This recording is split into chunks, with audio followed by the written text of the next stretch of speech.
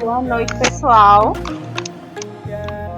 É um prazer estar com todo mundo aqui. Agradeço primeiramente a todas as pessoas que se inscreveram. É um prazer estar recebendo todo mundo. Agradecer também ao professor Jacinto pela disponibilidade de vir apresentar para a gente uma palestra tão importante. E vou fazer uma apresentação rapidinha do professor para a gente dar início à nossa palestra tão esperada. O professor Jacinto, ele é um professor da UFPE, especialista em citopatologia. Ele é pós-doutor pela Universidade McGill, Canadá, doutor em ciências e pesquisas laboratoriais em saúde pública e patologia mamária pela CCD-USP. O professor pode ficar à vontade dar início à sua apresentação e muito obrigada desde já. Boa noite a todos. É prazer estar aqui conversando com vocês. Muito obrigado pelo convite. Obrigado aí à comissão organizadora do evento. E me incumbiram de falar de um tema assim, que é bastante interessante relativo à parte do uso de uma ferramenta que aqui no Brasil ela está sendo bem utilizada, mas ainda falta muito para ser, assim, digamos, utilizada com todas as suas, digamos, vantagens que ela pode oferecer, né? Então, eu vou compartilhar aqui com vocês. Deixa eu botar aqui, só um instantinho. Cadê? Compartilhar a tela. Vamos ver se eu consigo achar aqui. Achei, pronto. Vamos ver se vai aparecer aí para vocês. Não sei se está aparecendo, porque aqui não me deu nenhum sinal. Ah, agora apareceu. Então, gente, acho que vocês estão vendo aí, como já foi falado, eu sou professor da Universidade Federal de Pernambuco. Lá eu desenvolvo pesquisas utilizando também a citologia e outras técnicas de biologia molecular, de imunistoquímica. A gente tem pesquisa com tecido cervical, mamário, pulmão, tireoide, próstata. Então, assim, vai por temporada, né? Agora mesmo a gente está trabalhando bastante com pulmão e mama. Então, são alunos de mestrado, de doutorado, de pós-doc, e alunos de iniciação, de estágio, enfim. E temos também um atendimento à comunidade, né, carente, que não pode pagar para fazer exame, então a gente faz alguns exames lá. Estava parado por conta, quer dizer, está ainda por conta que o campus ainda está fechado. Mas assim que abrir, a gente vai voltar em fevereiro ao atendimento, tá bom?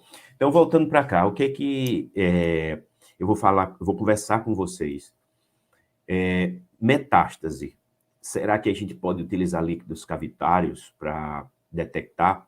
Então, vamos ver aí, eu vou conversar com vocês. Eu fiz como o nosso tempo é resumido, eu coloquei um material curtinho, mas que eu acho que dá para passar uma boa ideia da metodologia, uma boa ideia para quem dos cursos de biomedicina, farmácia, medicina, biologia, e que tem interesse pela área, tá? Então, é uma área bastante interessante que tem muito a oferecer. Então, eu vou começar fazendo o seguinte. A gente sabe que câncer é o segundo maior problema de saúde pública, né? Só perde para as doenças cardiovasculares. E o grande problema do câncer é saber quem tem antes que ele se torne uma doença com sintomas. O câncer é uma doença indolente, ela não apresenta nenhum sinal a princípio, na maioria dos casos, né? Talvez um melanoma, um tumor de pele, a gente consiga ver alguma coisa porque está muito exposto, mas geralmente passa e a gente não sente dor, não sente diferença de alguma coisa no organismo, e quando começa a sentir e ter alguns sintomas, aí a coisa já está feia, tá? Então, a ideia é rastrear essa doença, vou usar aqui minha canetinha, meu apontador, perdão. A ideia é rastrear entre a população quem tem algo antes de chegar nessa etapa que vai dificultar a sobrevida, dificultar o tratamento e talvez encurtar o tempo de vida, né? Com uma qualidade de vida ruim. Então, ó, só para a gente ter uma ideia, né? Eu não vou entrar em muito detalhe epidemiológico, não, porque o foco aqui é mais a metodologia.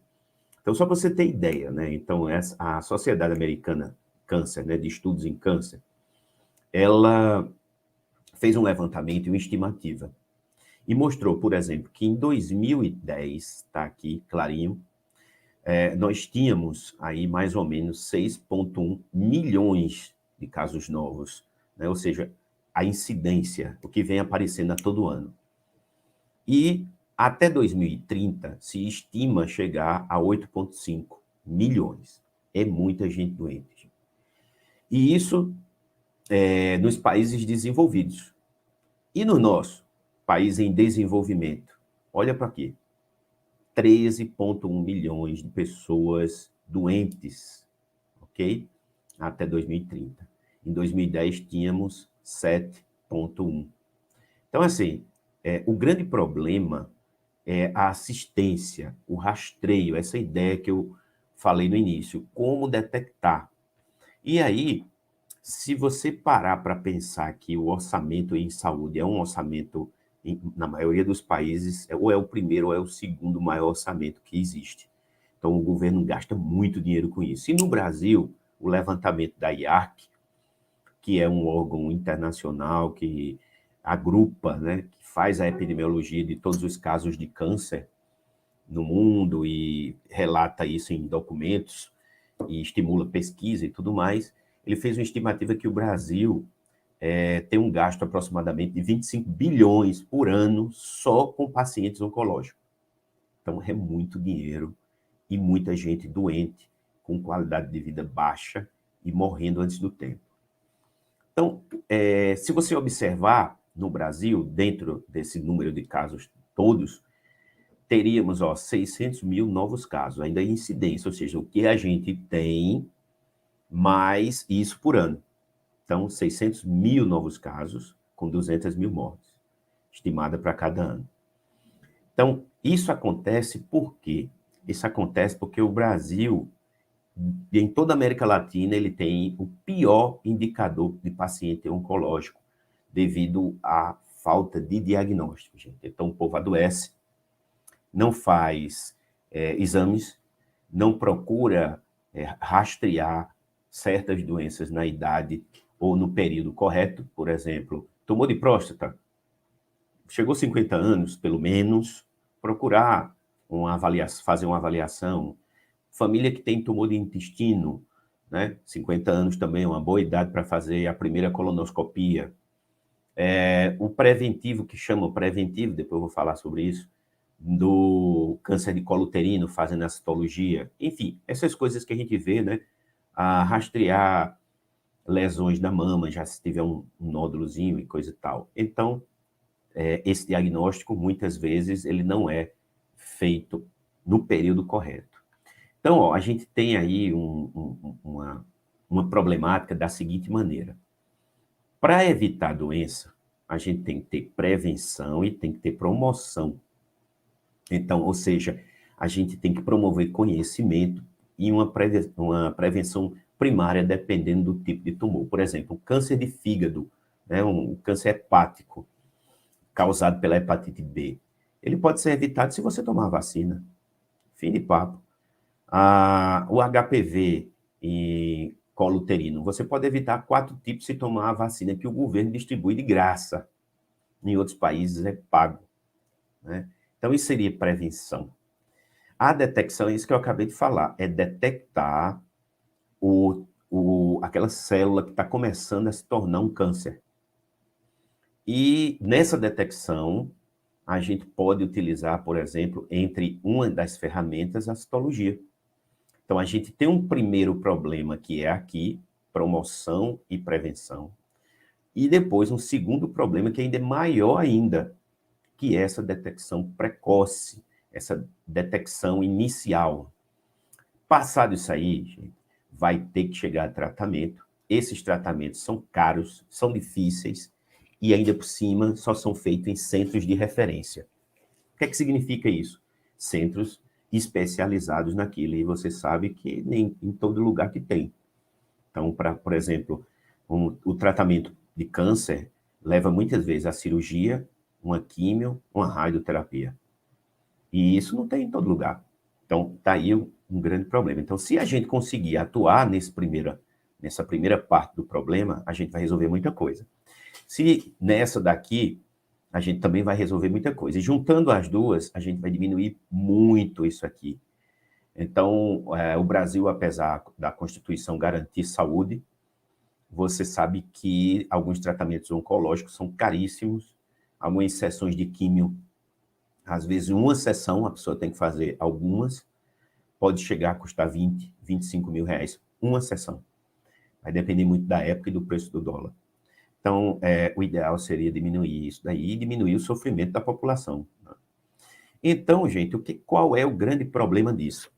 Existe uma coisa chamada estágio, que a gente chama também de estadio, os estadiamentos tumorais. Então, só para você ter uma ideia, eu não vou entrar em detalhe aqui. Você vê que eu tenho 0, estágio 0, 1, 2, 3, 4 e 5. No 0 eu tenho um carcinoma in situ, ele está localizado, ele ainda não tem a capacidade de se disseminar, fazer metástase, ele está só naquele local. Casos in situ, né, que está errado aqui, escrever errado, é in situ. O que é que acontece?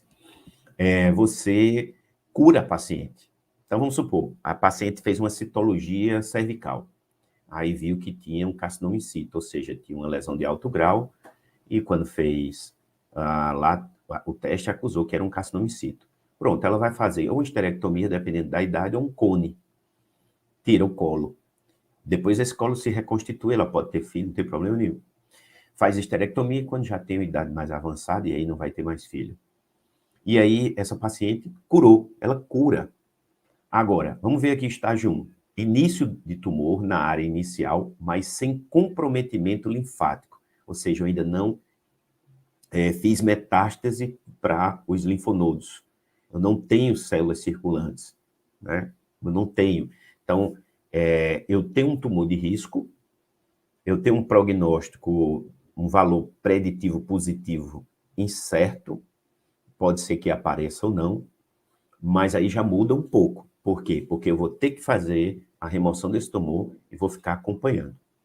Depois, no estágio 2, aí, ó, ele pode se espalhar, fazer metástase no tecido inicial, no local onde ele surgiu, ou sair fazendo metástase que a gente chama à distância, né, e comprometimento de sistema linfático e tudo mais.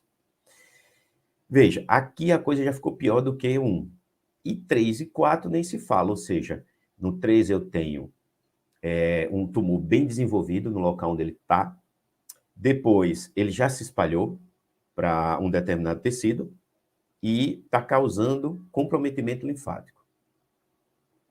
E aqui já deu no estágio 4 metástase à distância e agora está em outros órgãos.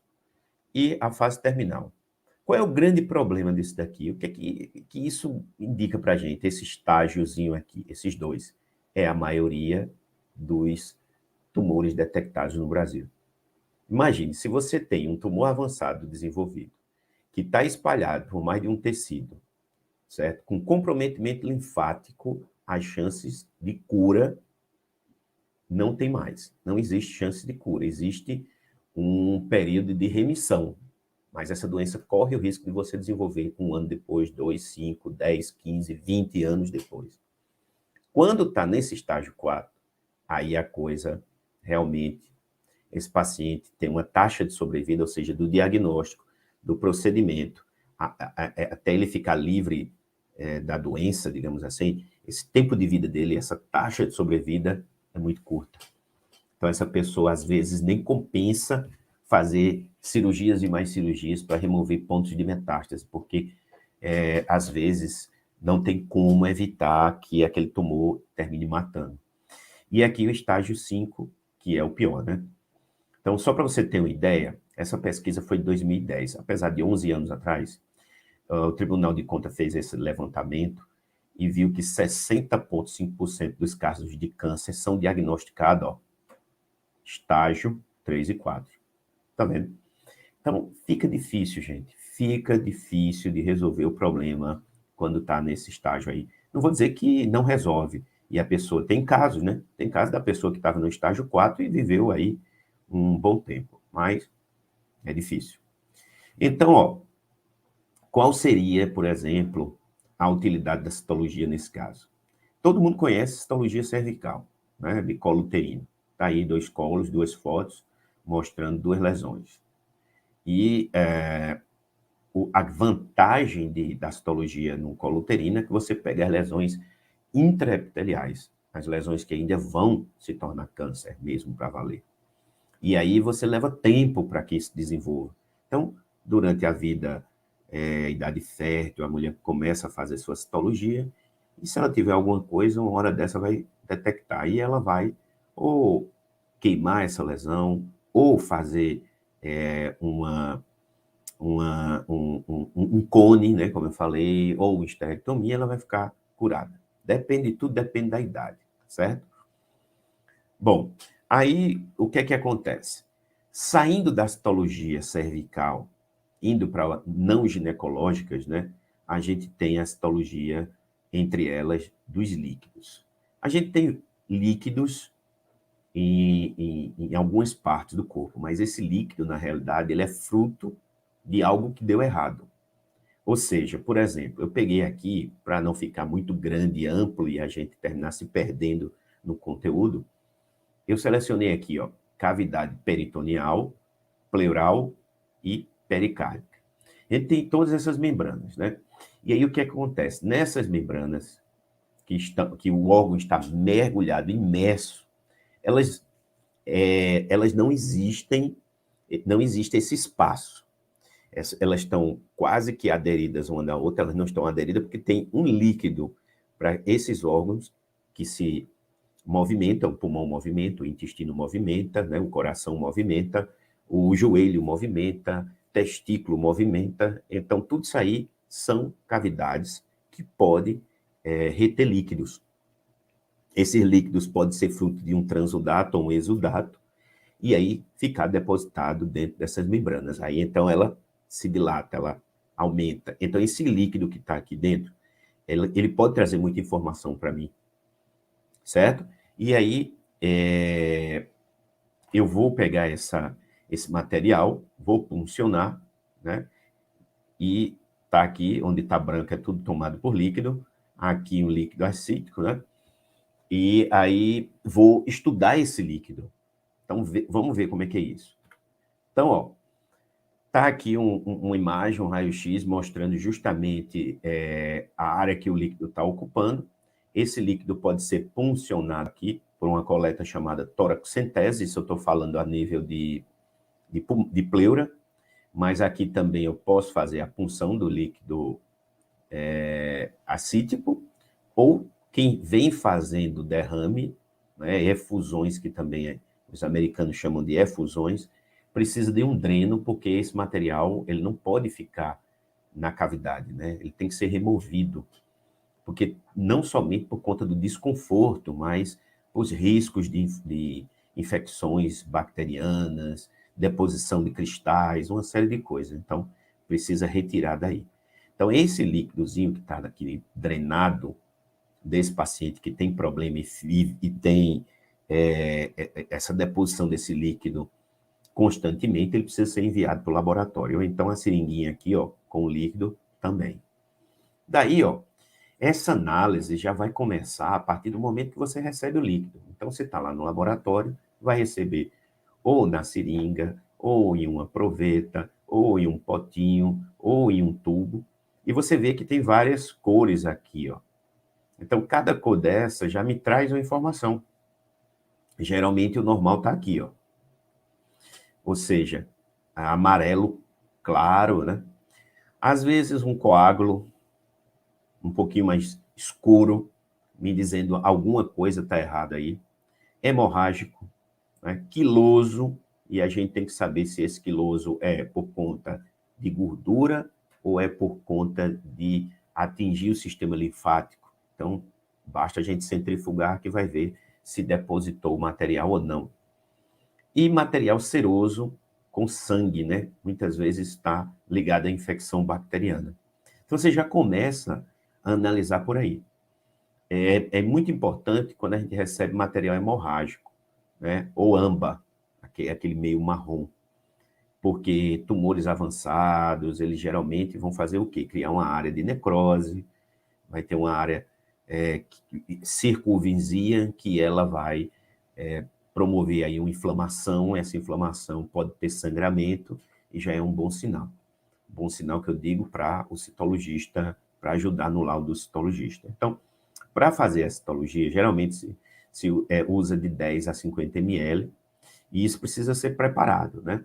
Então, às vezes, você vai recebendo uma seringuinha, assim, ó. Então, eu posso ter punções de material inflamatório ou punções de material neoplásico. E muitas vezes precisa ser esclarecido e não é, né? Então, está faltando citologista que dê esse tipo de suporte. Uma pessoa que prepare esse material e analise de imediato. Então, isso é uma ferramenta para o médico muito boa, ele precisa disso daí. Então, ele quer ter o auxílio disso daí, porque ele vai esclarecer e ele vai lançar a mão da sua hipótese de uma maneira mais rápida, mais dirigida, né? Melhorada. Então, depois que colhe, vai ter que processar esse material para fazer lâmina. Existem maneiras de processar, tá? Ou seja, você vai ter que pegar célula desse líquido. Então, você já imagina que vai ter que centrifugar esse material e depois confeccionar lâmina. Você pode fazer uma lâmina como essa daqui, geralmente a gente faz para hemograma, é do mesmo jeito, não muda nada. Ou usar, sei lá, lâmina cruzada, ou espalhar com uma alça de platina. Isso vai depender do que você tem habilidade. Então, você tem que treinar para fazer isso, certo? Então, eu tenho que, após preparar esse material, antes dele secar, eu tenho que fixar. Fixação é um dos maiores problemas que a gente tem com citologia. A lâmina não pode secar. Você tem que, fez a lâmina de imediato, ou mergulha no álcool etílico, geralmente a 95%, ou usa fixador de camada, que é aquele aerosol, que tem álcool isopropílico com polietileno glicol. Ele forma uma camada e fixa o material. Ou então, se você vai fazer, além da pesquisa de células neoplásicas, alguma outra pesquisa, você pode também fixar o ar. O que acontece quando a gente fixa? Aqui são duas fixações para a lâmina ainda úmida e aqui para uma lâmina seca. Qual é a diferença disso? Aqui eu posso fazer panótico, aqui eu posso fazer MGG, né, May-Grivald-Giemsa, ou outras colorações. E aqui é a coloração de Papa Nicolau. Então, a minha coloração vai ser principalmente essa. Mas geralmente a gente faz duas. A gente faz Papa Nicolau e geralmente uma ou panótico ou MGG, ou Giemsa.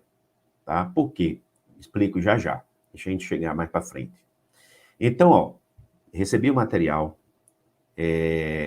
centrifuguei, vou fazer a lâmina, fiz a lâmina, coloquei no fixador, deixei algumas para secar, para fixar, para corar em MGG, pronto. Aí muita gente tem dúvidas, mas espera aí, professor, quando eu recebo aquele material todo, por exemplo, um potão daquele ali, como é que eu faço?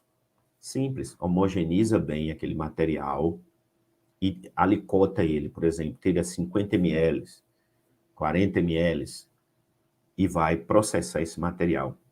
Se ele tiver uma celularidade boa, está feito. Não precisa se preocupar. Não precisa centrifugar o material todo, mas guarde o material na geladeira. Muita gente pergunta também, professor, se eu estou fazendo, eu recebo um material desse numa sexta-feira à noite, e eu só vou mexer nesse material na segunda, tem alguma maneira de preservar?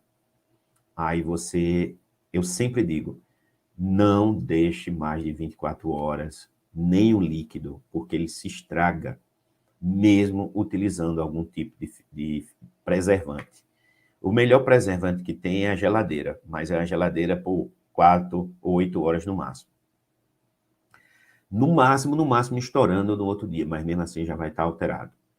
O que é que você pode fazer? Você pode usar álcool a 50 e botar uma proporção de 1 para 1. Então, se eu tenho 10 ml do líquido, eu pego 10 ml de álcool e misturo. É bom? Mais ou menos. Ou formalina 10%, que eu não aconselho de jeito nenhum, mas você vai ver muito isso nos livros. Formalina 10% para poder preservar o material. Eu não aconselho, vai ser mais trabalho, o citologista vai sofrer muito mais. É pior para o citologista. Então, o ideal é deixar ele na geladeira de manhã e à tarde, ou final da tarde, processar o material. Então, ó, tem essa pergunta da centrifugação, ela é muito recorrente. Então, eu botei aqui, ó, uma centrifugação que a gente faz usando citocentrífuga. Citocentrífuga, ela é boa por quê? Porque você pega essa lâminazinha aqui, ó, você encaixa ela aqui, a lâmina, aí aqui você está vendo que tem uma parte branca, isso é um filtro, que a gente encaixa aqui na frente, isso aqui abre, ó, isso é tipo um clipezinho que você puxa, e depois você encaixa essa pecinha aqui, ó. Aí o que é que vai fazer? Dependendo dessa pecinha, você pode ter só com um ou ter dois, né?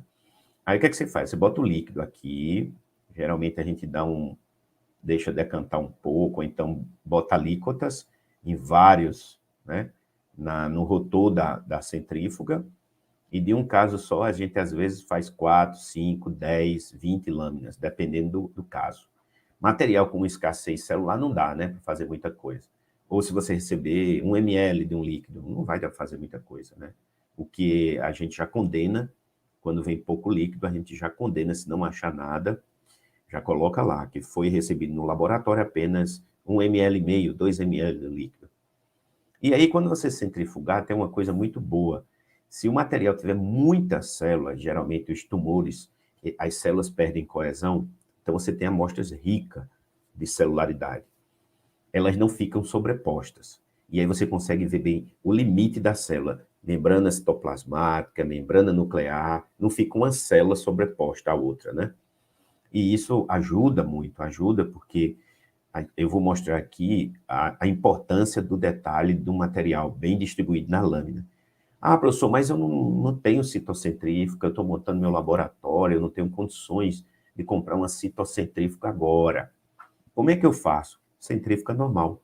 Pega tubo cônico, daqueles que faz urina, de preferência plástico, para não quebrar dentro da centrífuga, com tampa e volumétrico, que aí você calibra o eixo da centrífuga para ela não ficar desbalanceada.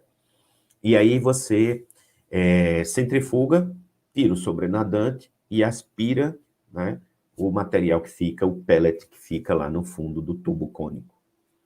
Dá para fazer? Do mesmo jeito. Óbvio, citocentrífuga vai fazer esse trabalho para você quase que todo e vai ficar ainda melhor. Mas quem não tem cão, caça com gato, né? Vamos lá. Ó, aqui, um painelzinho que eu fiz para mostrar justamente, ó. Aqui, Panóptico, Giemsa e MGG é aquela coloração a seco, que você deixa a lâmina secar. Como você faz um hemograma? Para que ela serve? Né? Por que eu faço ela? Primeiro, eu preciso, às vezes, destacar quais são as células hematológicas, os leucócitos, principalmente. Então, às vezes, eu preciso saber se aquele leucócito, se eu tenho alguma célula imatura, se eu tenho alguma célula, algum linfócito diferente, né? Um não linfócito frequente, que a gente encontra o linfócito pequeno. Eu tenho que ver o contorno para poder saber que tipo de célula é aquela, eu preciso, às vezes, saber a granulação, então isso vai me ajudar bastante. Já a coloração de Papa Nicolau, que é uma coloração policromática, ela vai me dar mais destaques nos arranjos tridimensionais, eu vou ver cromatina, nucleolo, membrana nuclear com mais detalhe, então consigo ver as coisas melhores. E existe uma coisinha chamada cell block, o bloco celular, que a gente pega aquele material que centrifugou na centrífuga normal e vai fazer um bloquinho, ó. Então, você pega, isso aqui é um bloco de parafina, ó. como se faz biópsia. Então, você vai incluir isso numa biópsia. Para quê? Para fazer imunocitoquímica, ou muitas vezes chamada de imunohistoquímica, mas como a gente está analisando células diretamente, a gente chama de imunocitoquímica. Ok? Para que serve isso? Serve para um monte de coisa. Serve para diferenciar tumores, para falar em estágio, para classificar uma neoplasia. Por exemplo, se você tiver uma lâmina de mama que tiver um carcinoma ductal, né, um carcinoma não especial, eu posso ter a mesma, vamos supor, a mesma paciente, as duas tendo carcinoma ductal, mas talvez o tratamento seja completamente diferente, porque a imunohistoquímica para esse e para essa foi receptor de estrógeno positivo e de progesterona, e essa daqui não. Então, o tratamento dessa aqui vai ser totalmente diferente desse. Ok? Então, isso ajuda bastante. Então, sobre fazer o bloco celular, muita gente pergunta também, é muito complicado, professor, fazer esse bloco celular? Não é. Porque você vai pegar uma alíquota do material, vai ou centrifugar ou deixar sedimentar, vai decantar o sobrenadante, vai pipetar o precipitado, o pellet, e vai adicionar isso a alguma substância que aprisione ele, como se fosse um coágulo. Então, você pode usar plasma, né? Obviamente plasma que você compra, né? Que tem trombina, e aí é como se fosse um coágulo que a gente, quando deixa o sangue sem anticoagulante no tubo, forma aquele trombozinho. Então, é a mesma coisa. Ou então, você usa alguma coisa que faça esse papel. Então, você pode utilizar um H, você pode refrigerar, vai depender do método que você utiliza. O intuito é criar um botãozinho, como se fosse uma pecinha, para você poder pegar esse material, colocar nessa caixinha aqui, né, que é um cassete, e aí, nesse cassete, a gente vai fixar aqui, ó, em formalina. Nesse caso, o material já estava previamente, né, preparado para isso. Você vai fixar, esse material vai ficar mais rígido e preservado. E aí, o que você vai fazer? Parafina. Aí vai colocar ele na parafina. Isso vai virar um cubinho, e esse cubo tem que ir para o corte, geralmente de 4 ou 5 micras. E aí é que tá. Aí você vai ter que precisar de alguns equipamentos, como um micrótomo para cortar, um banho-maria, e algumas outras coisas que são insumos para você fazer isso daí. Então, tem muita gente que não quer. Aí, mas, de repente, você pode fazer o bloco celular e mandar para quem faz essa parte histotécnica, digamos assim, né? Onde faz biópsia, se faz isso daí tranquilamente, tá certo? Então, é uma técnica muito boa para poder utilizar. E aí, ó, o que é que eu vou procurar? O que é que eu vou procurar nessa minha amostra? Não nessa de bloco celular, também, mas na citologia de líquido. Eu vou procurar principalmente essa célula aqui. É a célula do revestimento da membrana. Aqui é um macrófago, tá? Você já vê a diferença entre um e outro, ó. Então, aqui a diferença. Aqui eu tenho um linfócito, aqui eu tenho um polimorfo, aqui eu tenho outro linfócito, e aí eu vou caracterizando o que eu estou vendo. Se eu colho líquido, por exemplo, vamos pegar líquido pleural. Quer dizer, qualquer líquido que é revestido pelo mesotélio, eu só devo encontrar lá o macrófago, linfócito polimorfo, né, alguns leucócitos, e célula mesotelial. Então, se eu pegar outra amostra, então as células mesoteliais aqui, macrófago, outra mesotelial, uma janelinha que a gente chama, ó, essas células têm uma bordinha mais clara, né, o ectoplasma dela é mais claro, então quando ela se junta fica essa faixa, é até um indicativo de pender mais para a benignidade, macrófago. E aqui, por exemplo, essas duas amostras, não tem nada demais. Né? Eu vou, pelo número de células, eu posso achar que é uma hiperplasia, mas elas estão reativas, mas eu não tenho nenhuma célula mesotelial alterada para ser um tumor primário do mesotélio, nem estou vendo uma célula diferente aí. Aí, ó, Se há uma dúvida e o solicitante, o médico solicitante queria esclarecer, ele acabou de esclarecer. Então, eu vou liberar o laudo dizendo que é uma citologia benigna e que tem características de inflamação. Pronto, acabou a conversa. Aí, às vezes, eu vejo a amostra assim ricamente celular. Então, elas começam a fazer diferença. Então, ó, aquelas mesmas células mesoteliais, uma coloração com uma tonalidade diferente, né, um macrófago rompido aqui, e aquela mesma janelinha por aqui, ó, outra aqui, ó, né, outra aqui meio estranha, tá mais para um vacúolo. Ó, ela aqui com a borda, essa daqui dá para ver bem direitinho, ó, a borda, o ectoplasma, mais claro do que o endoplasma. É característico das células mesoteliais. Mas eu não vejo outra célula que não seja os leucócitos, o macrófago e as células mesoteliais. Então, eu tenho um processo hiperplásico aqui reativo. Aí as coisas vão começando a ficar mais complicadas. Para quem já estudou isso ou está estudando, sabe que aqui já tem uma característica de lesões do tipo adenocarcinoma, porque está agrupada, está empacotada, está parecendo que elas estão bem coesas, amoldadas. Então, isso já é um sinal forte. Mas aí eu posso apelar para o lado da dúvida, né? Eu posso dizer, olha, quando eu estou trabalhando com líquidos, eu vou dizer lá se é benigno ou se é maligno. Mas entre esses dois pontos, eu tenho amostras que têm atipia, mas são provavelmente benignas, e amostras suspeitas, que são aquelas que estão quase me dizendo, olha, isso é maligno. Mas não dá para afirmar que é maligno, tá certo? Então, a coisa vai evoluindo.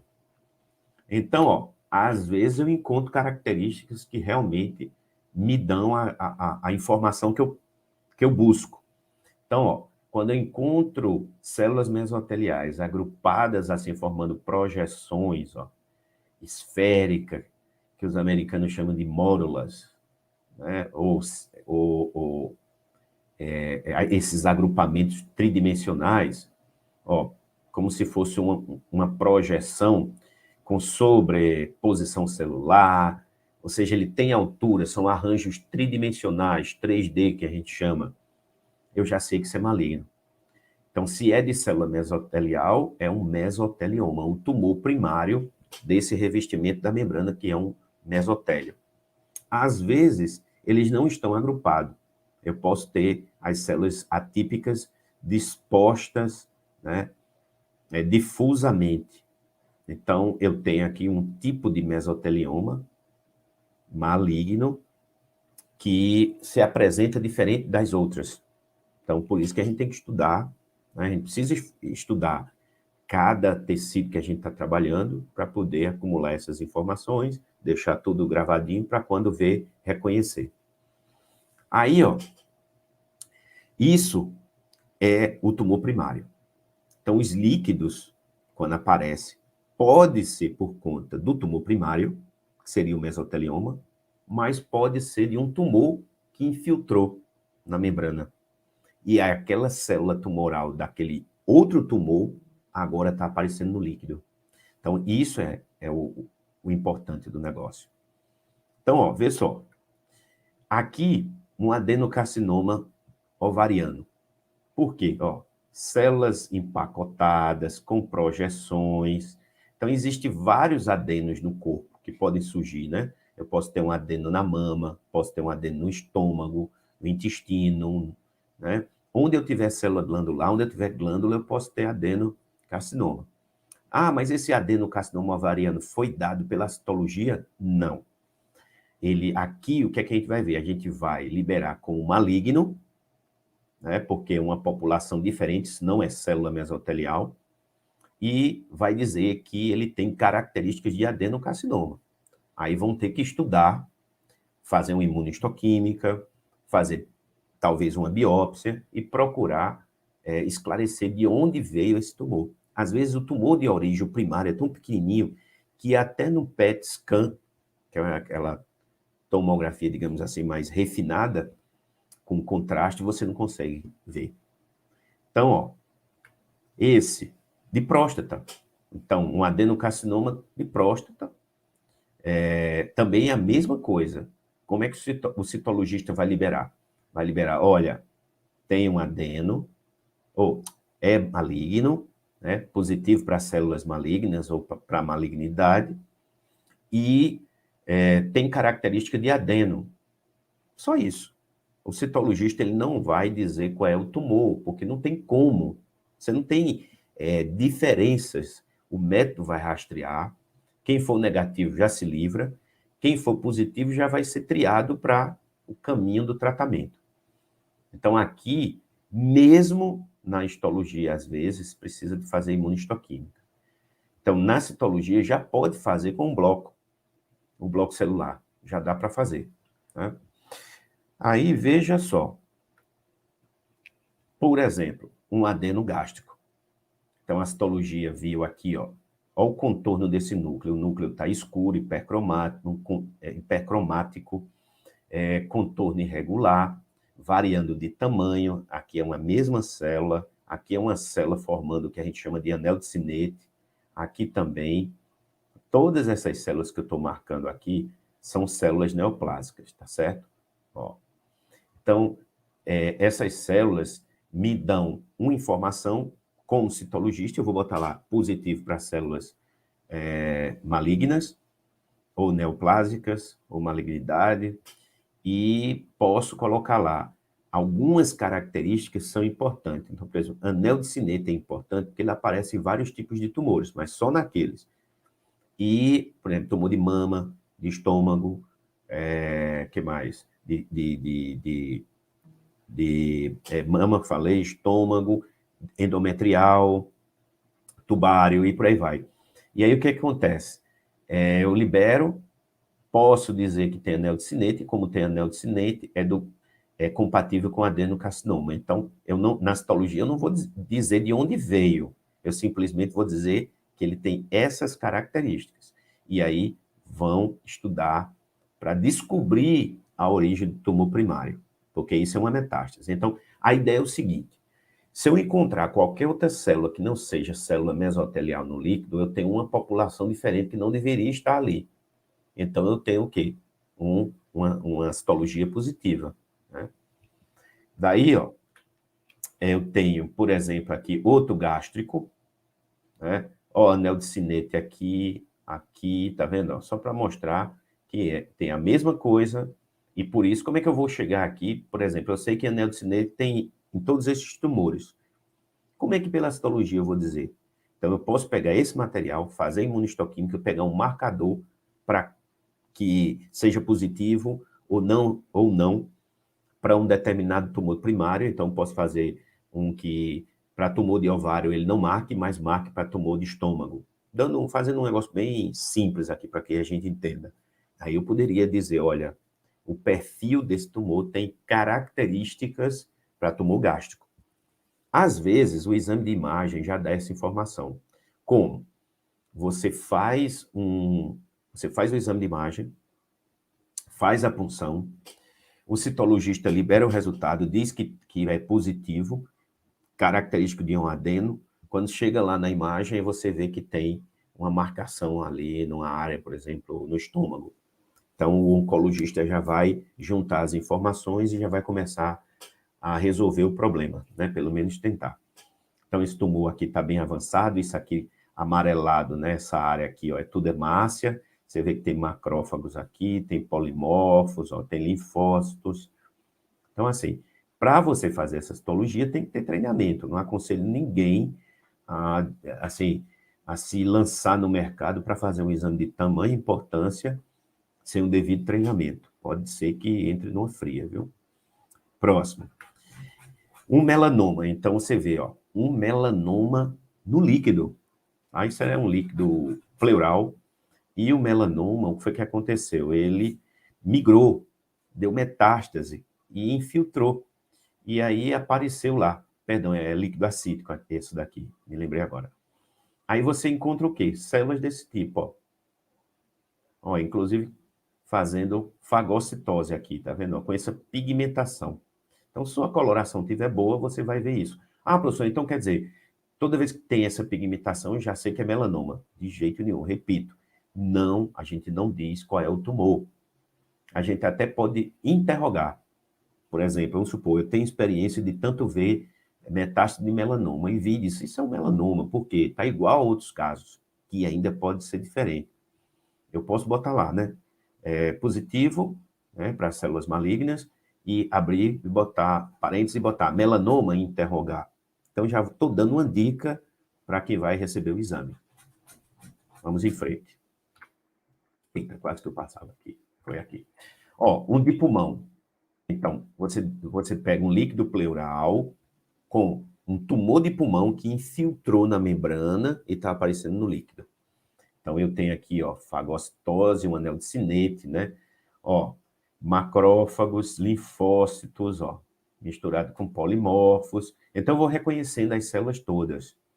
Mas o principal é reconhecer que existe uma segunda população. Então, eu tenho aqui células mesoteliais, mas eu também tenho células de adenocarcinoma. Então, isso eu vou ver como, porque as amostras que são de tumores invasivos, elas são muito cheias de células, e as células, a tendência é ficar separada, perder coesão, não no adeno no início, mas quando ele está avançado, ele também solta, esfolia essas células. E aí você tem que, muitas vezes, se tiver sobreposição, imagina essas células todas empilhadas, eu não ia ver essas características. Por isso que a centrifugação e a montagem da lâmina, a pessoa tem que treinar bem. A gente treina, por exemplo, fazendo lâmina de sangue, pegando material que sobra e fazendo treinamento. Aqui, ó, uma lâmina com citomegalovírus, ou seja, a gente não vê só célula neoplásica, né? A gente também pode ver micro-organismos, pode ver respostas, por exemplo, imunológica, e, por exemplo, infiltrado de linfócito, a gente pode ver linfomas. E aí eu botei esse do citomegalovírus, porque tem essa formação aí, isso seria o núcleo, ó. E o que está no centro foi a cromatina que precipitou. É muito parecido, por exemplo, com herpes. São da mesma família, né? Então, o herpes é geralmente células grandes com amodamento nuclear, enquanto o citomegalovírus, no máximo, ele tem binucleação desse jeito aí. Então, esse foi de um paciente com AIDS, né? Então, quando o sistema imunológico cai, o citomegalovírus faz a festa. Aqui, no caso, um adenocarcinoma mucinoso ovariano, tá aqui a célula, ó, os vacúolos bem grandes, né? Então, eu consigo ver que é uma célula totalmente diferente do que eu esperava de uma célula mesotelial, e aí eu já sei que isso aí é metástase. Sendo de um líquido como era esse, de líquido ascítico, ou líquido da cavidade peritoneal, eu consigo identificar que isso aí já é maligno. Aí como tem esses vacúolos, uma tendência de formação de anel de Sinete também, eu posso liberar como se fosse um grupo de adeno, e aí vão estudar para saber de onde vem. Tá? Então, não foi a citologia que disse logo de cara. Existem alguns bizus que a gente chama, algumas dicas, que a gente consegue dizer de onde vem, porque existem características próprias. Então, com estudo, com tempo, com a experiência, você sabe que aquela formação, que aquela característica é típico de tal tumor. Então, fica bom não é que é fácil, mas fica, digamos assim, meio que organizado na sua cabeça que aquilo ali já é um tumor, por exemplo, de ovário, né, do tipo tal. Por exemplo, eu encontro numa amostra de líquido peritoneal, eu encontro células atípicas em fila indiana com anel de Sinete. Tudo indica que é o quê? Um carcinoma lobular de mama. Então, existem algumas situações dessa que você consegue identificar. E aí, ó, por fim, o que a gente pode dizer em relação à citologia nessa pesquisa, ó o que eu falei, ó, o rastreio. Então, tanto eu posso achar em pessoas que não têm nada, existem exames que a pessoa faz com um exame de prevenção, como a citologia cervical, né? Na realidade, é um rastreio, não deixa de ser um rastreio, porque se tiver uma lesão, você está rastreando, você não está prevenindo aquela lesão. Você vai prevenir o quê? Tomando vacina para HPV, usando preservativos, enfim, você vai prevenir a invasão, mas não vai prevenir a infecção pelo HPV que provoca o câncer de colo uterino. Mas e aí, nos líquidos? Que líquido só tem quando tem alguma coisa errada? Sim, exatamente. Quando você tem alguma coisa errada, que fez derrame cavitário, você deve rastrear se aquele derrame veio de uma infecção, de um transudato ou um exudato, né? Se foi por conta de um tumor, ou se foi um tumor em outro local que infiltrou. Às vezes, a gente faz a citologia de líquidos, detecta células malignas. Quando vai ver, o paciente não tinha nada, não tinha histórico de nada, ele simplesmente fez um derrame, foi para o hospital, o médico solicitou o estudo do líquido, quando foi ver, tinha lá uma célula maligna. Eita, de onde? Característica de adeno. Então, vamos fazer um PET dele, uma tomografia. Chega lá na tomografia, tem um tumor no intestino. E ele nem sabia que tinha. Esse tumor infiltrou e a metástase dele, à distância, não foi nos linfonodos, à distância, provocou um derrame.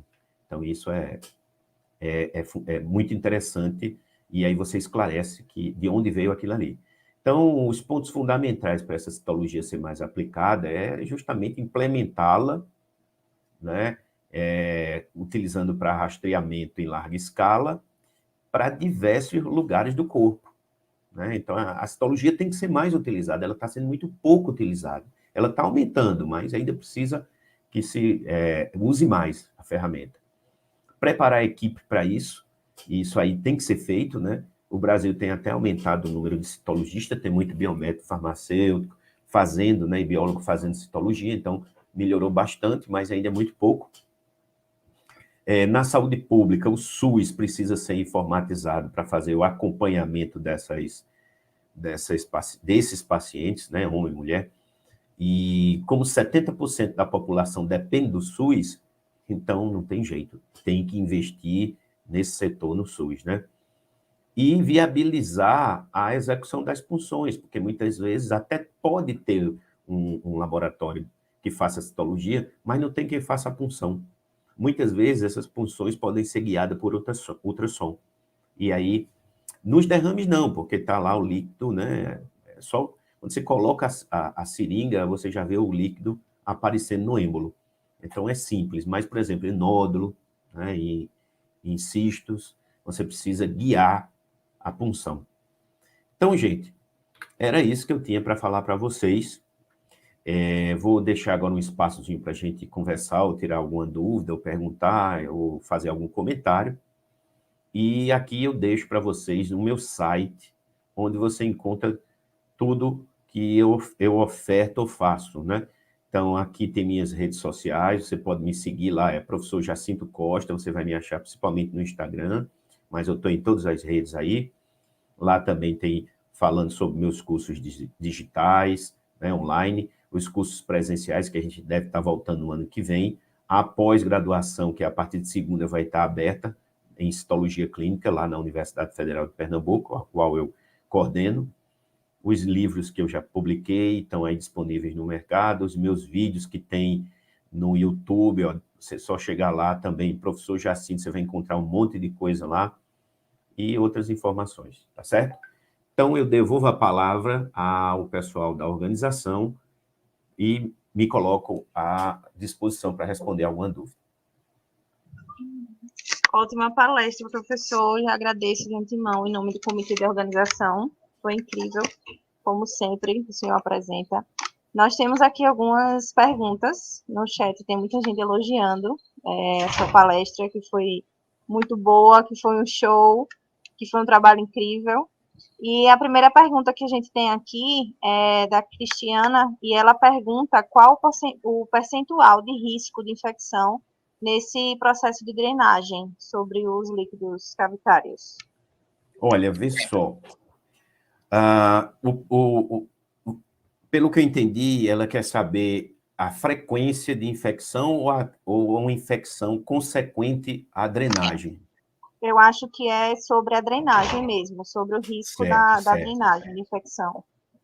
Na drenagem não vai ter muito risco, porque como o pessoal tem muito cuidado para colocar esse catéter e ficar drenando esse material, é difícil. Agora, o que pode acontecer é, se não fizer uma asepsia correta no local onde está o dreno, pode infeccionar e aí a coisa fica feia, porque líquidos, quando eles estão realmente, são crônicos, ele tem muito material seroso, ou seja, tem muita proteína, tem gordura, tem íons, e aí o que acontece? Para a bactéria é um meio de cultivo.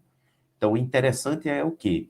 É ficar sempre trocando o material que vai sendo depositado ali naquele recipiente, e, vez por outra, trocando também o dreno, porque pode criar biofilme, enfim.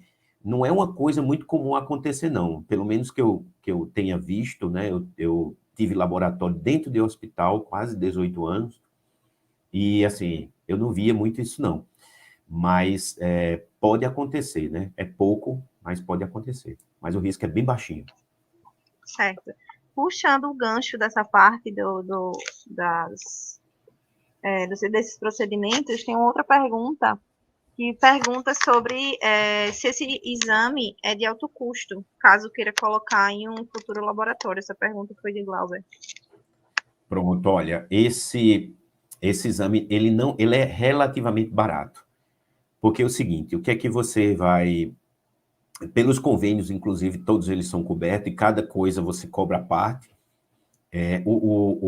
O exame de líquidos é uma citologia oncótica que você pode cobrar por volume de amostras ou por amostras. Então, às vezes, não é feito só de uma amostra. Então, o médico fez aí deu negativo, mas ele está investigando, ele acha que tem alguma coisa lá, até aparecer. Então, às vezes, faz 2, 3 punções, ou então o paciente ficou bom, foi para casa, com uma semana depois ele fez outro derrame, então tem que fazer outra citologia. Então, assim, é um exame relativamente barato, relativamente, né? Depende muito do que pode ser barato para mim, para você ou para outros, né?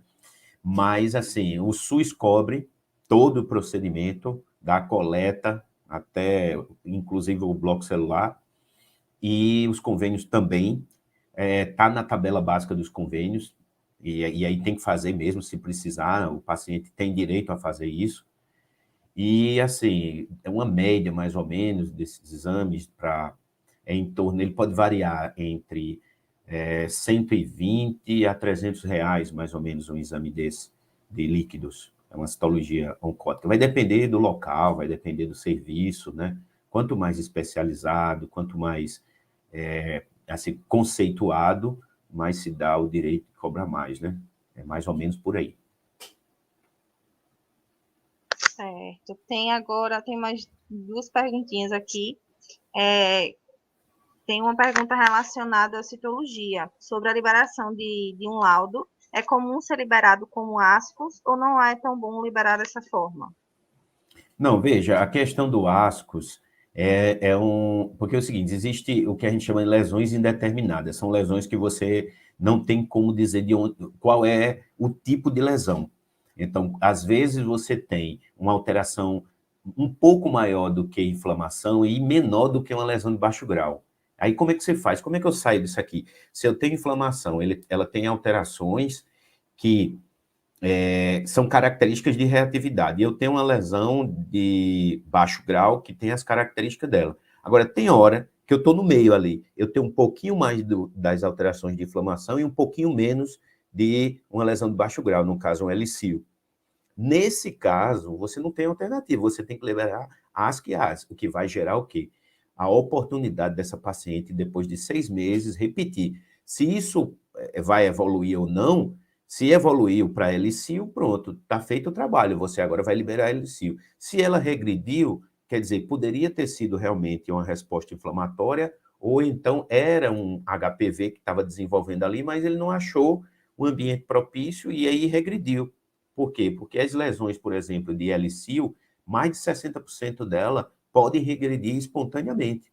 Então, muitos casos de helicil não são nem mais tratados. Espera pelo menos um ano, porque uma lesão dessa pode levar vários anos para poder chegar em carcinoma invasor. De todas as mulheres infectadas com HPV de alto risco, menos de 1% vão chegar a carcinoma invasor. E veja, menos de 1%, e morre mais de 320 mil mulheres por ano só de câncer de colo uterino. Então, assim, não vão achar que é negligência, não, mas é importante ver essa relação, né? Então, a asquiase, ele tem o uso apropriado. Então, se não chegar nessa situação, muita gente acha que, eu não estou conseguindo liberar essa lâmina aqui, então vou botar asquiase.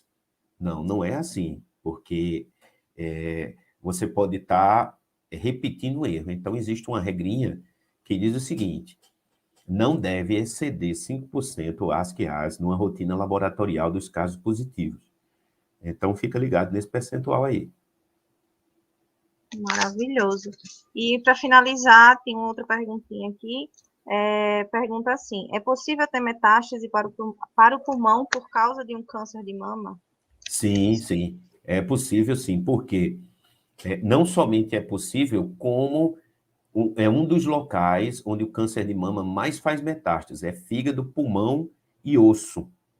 Porque são áreas onde tem uma maior circulação. Então, a probabilidade dessas células se acomodarem naquele tecido, na região ali, é maior.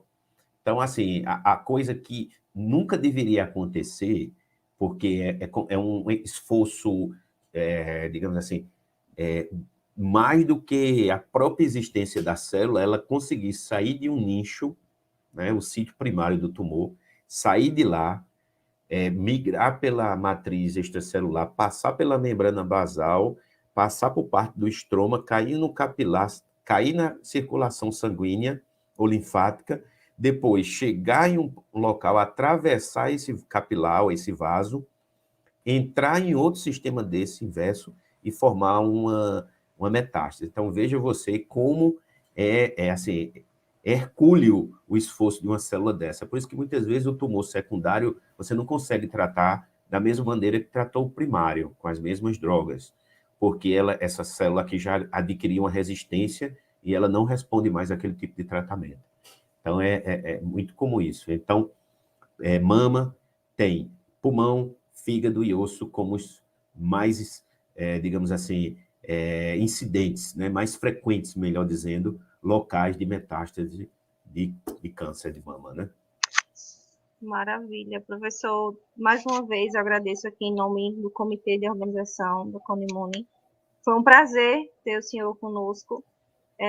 Só para finalizar aqui agora, que todo mundo é muito fã do senhor, e a gente sabe que vai ter agora uma pós sua, que vai iniciar as inscrições agora em dezembro, e a gente queria saber se o senhor já tem uma data aí bem em mente para todo mundo já ficar ligado e já fazer essa inscrição. Olha, segunda-feira eu já libero a inscrição, até o início de janeiro, talvez meados de janeiro, melhor dizendo, dia 15, por ali, a gente já libera o resultado da inscrição e em fevereiro a gente já tem a primeira aula. Então, a ideia é fevereiro.